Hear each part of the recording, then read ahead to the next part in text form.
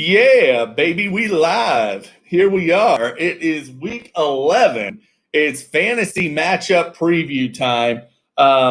Before I get into the previews, I want to give a special shout out to the front runner for the Crybaby of the Year award, and that would be Steve, who is, of course, running and hiding in his nursery. He's got his binky. He's curled up in the corner with a bottle. He got absolutely hornswoggled, mollywopped, bamboozled on what wound up being probably the best trade of the year.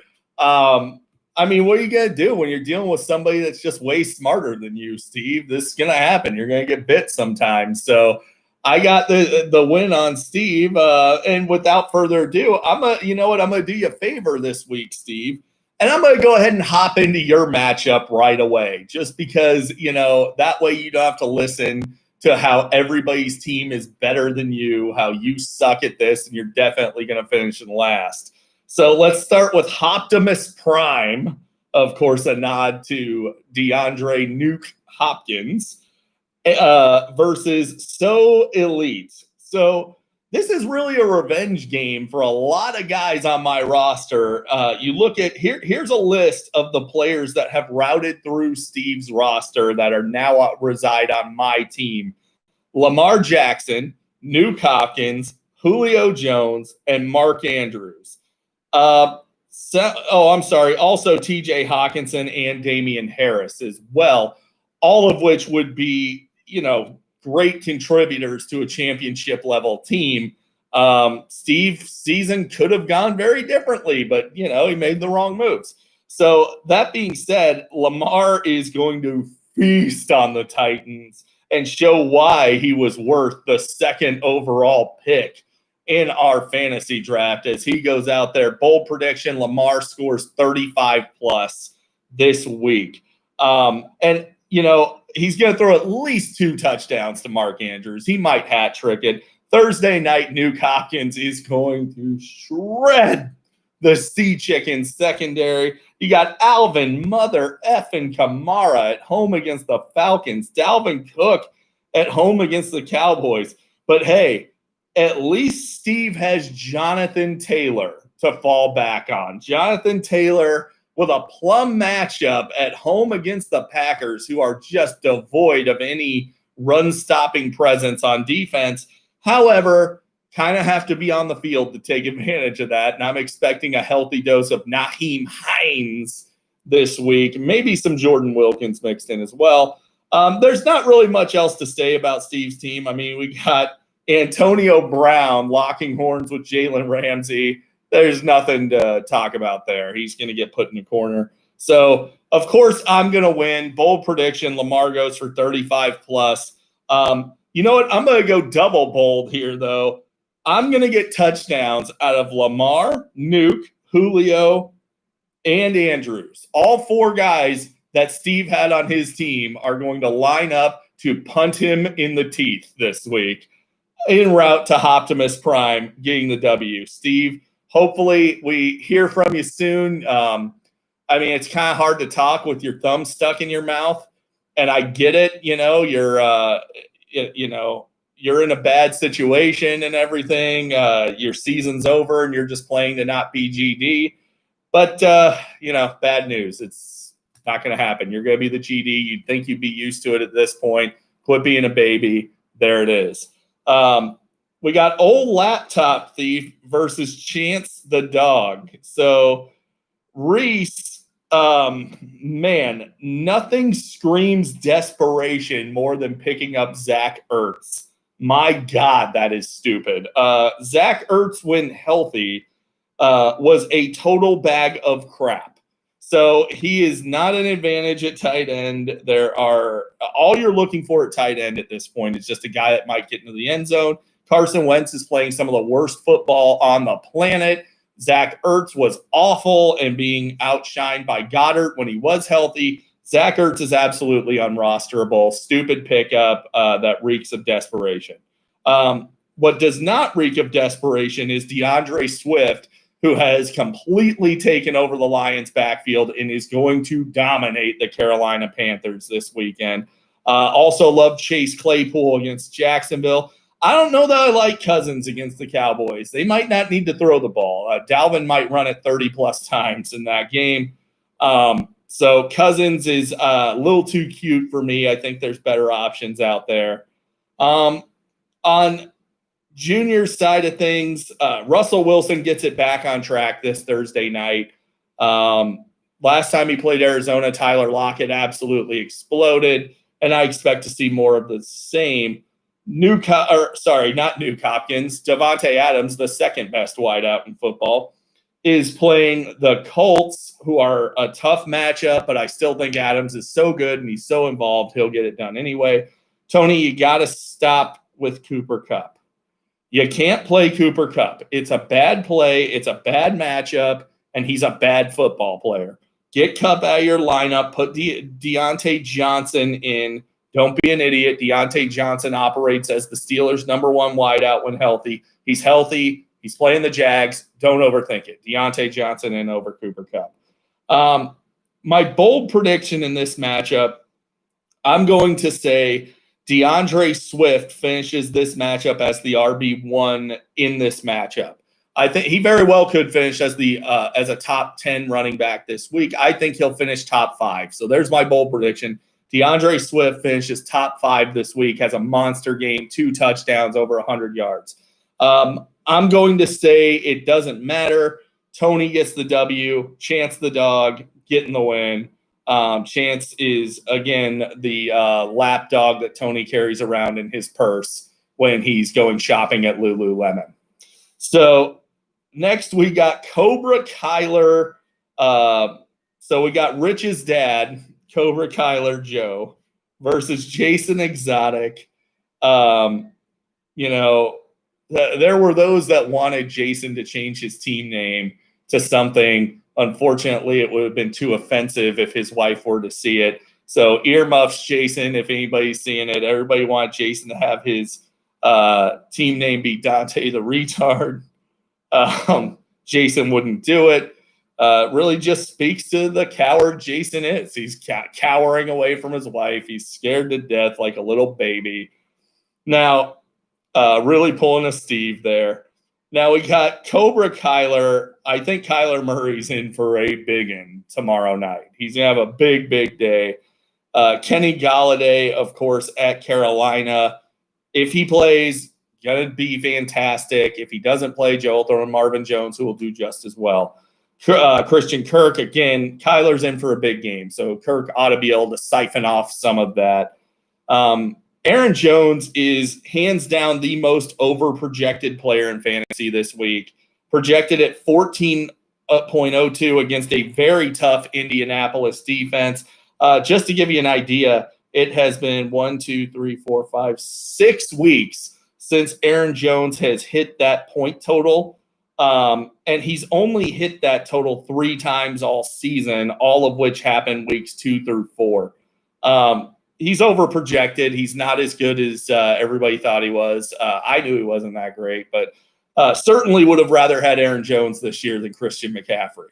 Now, Mike Davis, speaking of Christian McCaffrey has been ruled out once again. So Mike Davis, solid start against the Detroit Lions. On to Jason's side of things. Jason's got a great team. This team was not built by a retard. Jason has a very good team, but very tough matchups this week. Derrick Henry at Baltimore, James Robinson against Pitt, Nick Chubb against Philly. I know what you're thinking. Philly sucks. Yes, they do suck, but they can still stop the run. And plus, Jack Conklin looks like he's going to be out for the Browns. That's going to hurt their offensive line more than people realize. Bold prediction in this game, I'm going to go with, it's tough with these teams. So I got to go back to Kyler. I'm saying Kyler finishes this week as the QB1 overall. He is going to score, I'm going to say 40 fantasy points this week. Kyler Murray, monster game en route to Joe taking this thing down this week and upsetting Jason. Now, we got Black Tuna versus your deepest fantasy, Justin versus John in kind of the who cares bowl of the week. Not a whole lot of implications to this game. Neither of these teams are going anywhere. I do think Jameis Winston is a great fantasy play at home against Atlanta. Not just good, great. I'm talking, I'll get into that with bold predictions.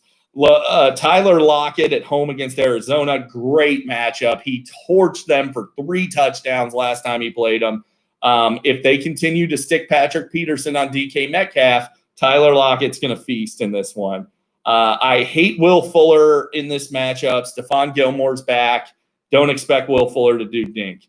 Miles Sanders against Cleveland, we'll see. Miles Sanders is an electric running back. He can get it done. Cleveland's tough D, though. And the weather's likely to be garbage there. Zeke is borderline droppable. I couldn't see fitting him into any of my lineups. Somehow John finds a way to get him into his. It's ugly with Zeke. John can definitely not play the Arizona D at Seattle. That is not ideal. The first time they played, they did manage to get 7 points behind 3 interceptions. Wouldn't expect that to happen again. On Justin's side of things, God, I hate the Brady Evans stack this week. That is not a good play at all. Especially, you're playing $3 on Monday night against one of the best defenses in football. The Rams are a great defense. Brady doesn't do well when he's pressured, and Aaron Donald's going to be in his face all day long. Again, Adam Thielen, maybe he gets a couple touchdowns again, maybe. I just can't see the Vikings having to throw a lot. And if they don't have to throw, they won't throw. I do expect Mixon and Carson both back. If Carson's not back, Hyde will definitely be back. So Justin's in pretty good shape at running back. Bold prediction, I got to go with my man Jabu. I'm calling 400 yards passing and 3 touchdowns for Jabu, and I'm going to say only 1 interception. Of course, it's going to go back to the house. It'll definitely be a pick 6, but only 1. So I'm going to have to go with John getting the W this week, despite what Yahoo thinks, over Justin. Now, we have Weasel Claus, the little dirty weasel, versus Aaron I won't say it. It's not true, and we don't lie on this YouTube channel. This commissioner believes in the truth, and Aaron Rodgers is not a GOAT. He's not the GOAT. Not at all. Aaron Rodgers sucks.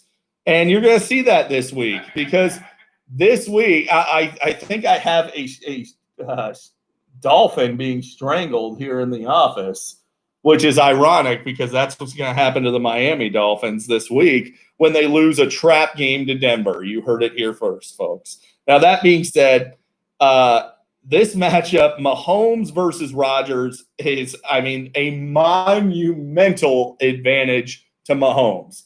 Rodgers has played 1 top 15 defense this year. He put up next to nothing. He threw 166 yards, no touchdowns, 2 interceptions. He's not a good quarterback at this stage in his life. He's very good at beating up on bad teams. And look, you got to give him credit. It's not his fault. He doesn't control who he has to play. But when he gets a tough matchup like this at Indy, you got to temper your expectations. I don't expect Rodgers to do much of anything. And I expect Mahomes to come out playing. The Chiefs are pissed about the Raiders taking a victory lap around Arrowhead when they beat them a few weeks ago. The Chiefs are going to come out to embarrass the Raiders. They're not just winning this game isn't going to be enough. They could be up 28-0, and Mahomes is still going to be running 4 wideouts and Kelsey and chucking it all over the yard. I expect if Calvin Ridley does play, he's a terrible play anyway because he's going to be limited and be more in a decoy role, which Atlanta has shown time and time again. They're willing to bring a guy back at less than 100% health and just have him fill a decoy role, which is what Ridley will do, and it'll open things up for Don Julio even more. Thank you. Now, we got Tyreek, of course, will have a monster game against the Raiders. Ronald Jones is not playable this week against the Rams. I don't see Ronald Jones doing much of anything. In fact, he could lose a fumble and be done for the game very early. J.D. McKissic, Jesus, Jared, how did it come to this? You're starting a third down back on Washington. All right. Well, I mean, I guess that's what happens when you trade Aaron Jones for Christian McCaffrey, who I guess just is never going to play football again. Now, we got Chris Godwin, and again, like I said, I hate the Bucs matchup with the Rams. I think the Rams are going to win that game, and that defense is going to be all over Brady. That being said, if there is going to be a wideout that's going to be productive for Tampa Bay, it's going to be Chris Godwin. Now, on Aaron the non-GOAT's side, you have Josh Jacobs, who is going to be one of the top running backs this week at home against the Chiefs. I don't think he's the only concern is that he gets game scripted out if the Chiefs just blow the doors off of him. But I expect Josh Jacobs to have a big game. Chiefs are not great at stopping the run. I'm expecting Terry McLaurin to absolutely annihilate Cincinnati. He's going to get 15 targets. He's going to put up over 100 yards. He's getting into the end zone. Kelsey should have a big game. Of course, he always does. But bold prediction in this one, Salvon Ahmed. Shocker special, goes for over 100 and a score for the second week in a row. I expect Salvon Ahmed to have a big game at Denver. It's not going to matter. Denver's going to win anyway with their backup quarterback because the Dolphins are still going to Dolphin. So there's that. I'm going to have to project Tony Sr. getting the W this week over the Dirty Weasel Claws. So there you have it, guys. There's your matchup previews. Somebody wants to send out an Amber Alert for little baby Steve, you can do that. If not, I will see you guys next week when we're talking about my 6th win in a row.